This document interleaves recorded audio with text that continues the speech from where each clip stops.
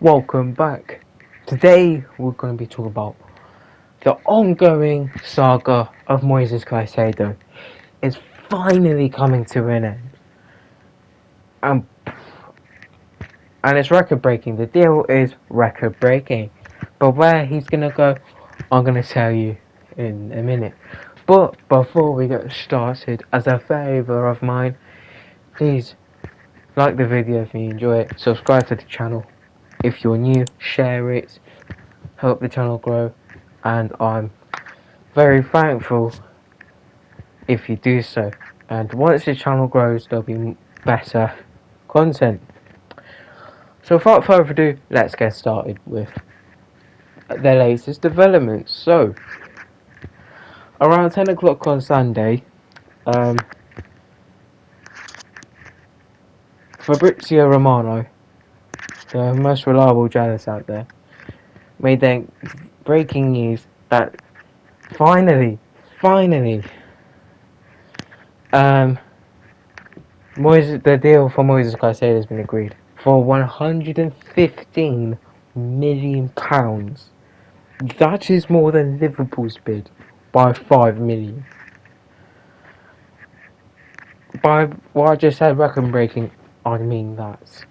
And Caicedo has done his medical Monday morning, very early, completed first part of it at 9 AM UK time, and he's signing a contract until June 2031 with an option of an extra year. What this deal means is Brighton are going to make over £110 million on Caicedo, and it's the most expensive deal in Premier League history. We could have said that about Liverpool, but that only did not happen because Caicedo rejected Liverpool on Friday. He was left out of Brighton's win against Luton. He's basically gone. He's basically no longer part of the squad. And boy, what a deal. Chelsea have absolutely overpaid for Caicedo. Just over 40 Premier League appearances in his career. Like, you can add a couple of appearances for Ecuador, and it's around 85 club appearances. And he's going for £115 million. Massive overpayments. And the one concern I have with this deal is one good season doesn't really define him. How is he gonna, the pressure of him is gonna be from day one, living up to the price tag. He has to perform consistently to be worth that price. And what can I say? And if he does flop like a Corella, then the scrutiny will be insane. Judging by last season of how bad Chelsea was, finishing 12th, and has been all turmoil. Graham Potter era, the Frank Lampard era, now the new era under Pochettino. How will that look? So there's a lot of questions about Caicedo in this move, and whether he's going to live up to the hype. We'll find out. I think he'll come good. He knows the Premier League, but just one good season, that's it. And he's going for £115 million. Today's market is just insane. It is just insane for the 21-year-old. Only 85 career appearances to go for £100 million. Not even that, 115. So that's where we are for the Caicedo deal. It's basically going to be announced by the time this video gets released. And that pivot with Enzo Fernandez as well, who by the way is outstanding against Liverpool. Bear in mind, Liverpool do not have a defensive midfielder. That Liverpool midfield just got overrun by Enzo. So that's what Liverpool needs to work on with Lavia. If Chelsea do go and sign Lavia, and Liverpool are just gonna have a stinker. So that pivot will be exciting, and at least Conor Gallagher will be benched now. Because that's a proper midfield, not Conor Gallagher who just runs around like a headless chicken. So now we're gonna go look on the Brighton end. Massive success. They absolutely scammed Chelsea. Not only for Cucurella for £60 million, not only buying out Graham Potter for like 25, £30 million or 20, and now spending £115 million on Moises Caicedo. But the money Brighton have made on these deals is just absolutely insane. It's like 250, 300 million pounds. That's just on the top of my head. No, it's just a rough estimate. Maybe I'm thinking about it now. It's 200 million pounds. 200 million pounds for them three alone. Plus, you add the sales of Bissouma, McAllister, Ben White, Trossard, Morpay. By the way, Morpay is terrible footballer, but the Busey goal is absolutely disgusting. I know, absolutely don't condone that type of behaviour. They've made absolute insane profits on them deals, and they're gonna make even more. Could Evan Ferguson go in the future? Julio and Caicedo. Who else? Probably Estepinian in the future. Those are like the three main ones who have value, who could go for a profit in the future. And who do I think Caicedo will be replaced by? One recommendation I have is Tyler Adams, which Chelsea nearly bought, but last week because they activated his release clause, but the Caicedo situation being on their side meant they had to cancel the deal. The deal was off. So that's a very good recommendation I have is Tyler Adams to Brighton. He'll do well there. And if he wasn't injured for the last part of the season, then maybe Leeds would have survived.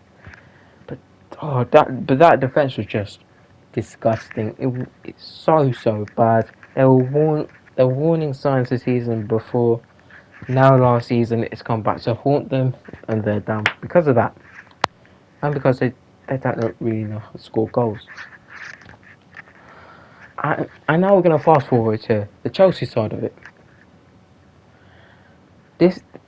That Caicedo deal has put their deals from last summer transfer window, to now, £900 million.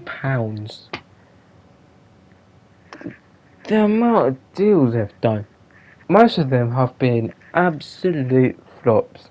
You can talk about Cucurella, Koulibaly, Raheem Sterling, and some of them you might say pretty good, like Enzo,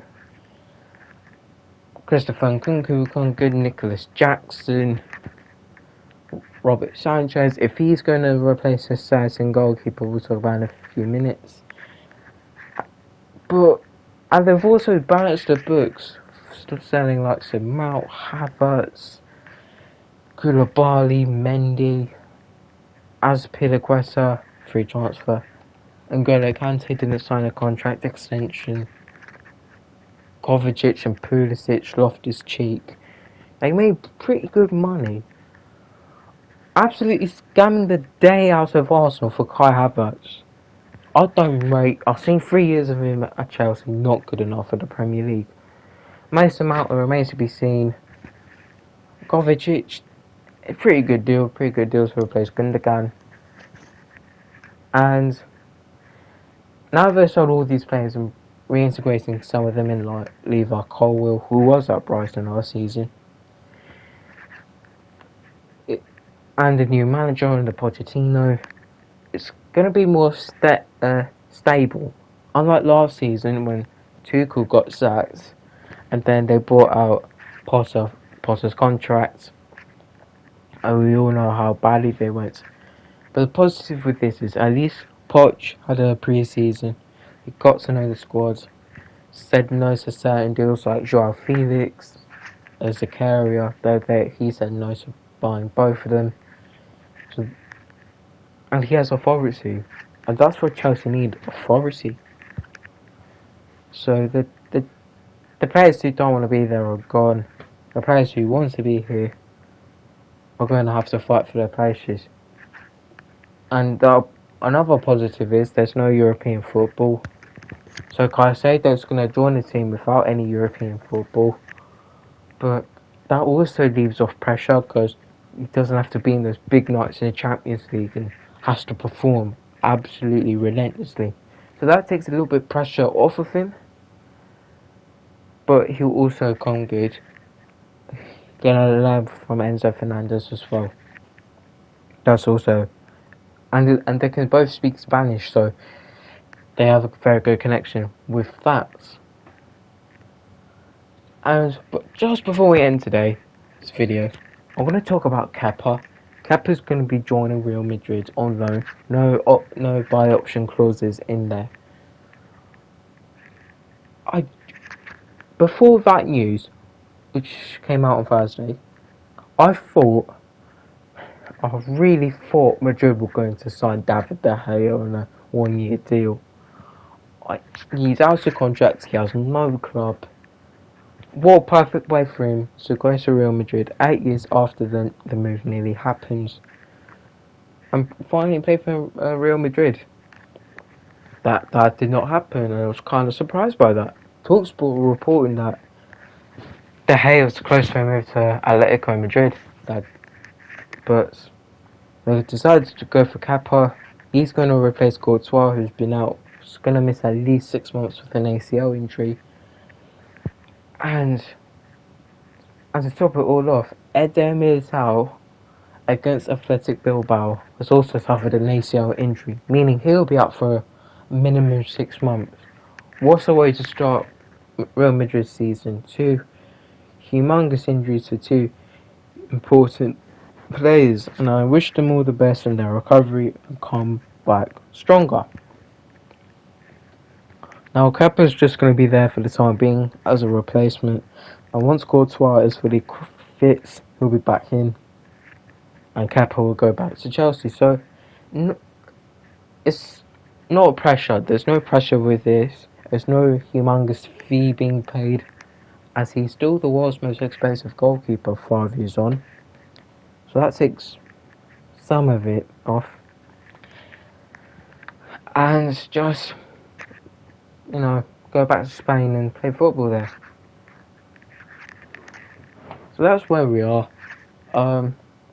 Bit surprised that Kepa was the chosen goalkeeper to go to Real Madrid. Just a short-term replacement for a couple of months, and then Courtois will be back.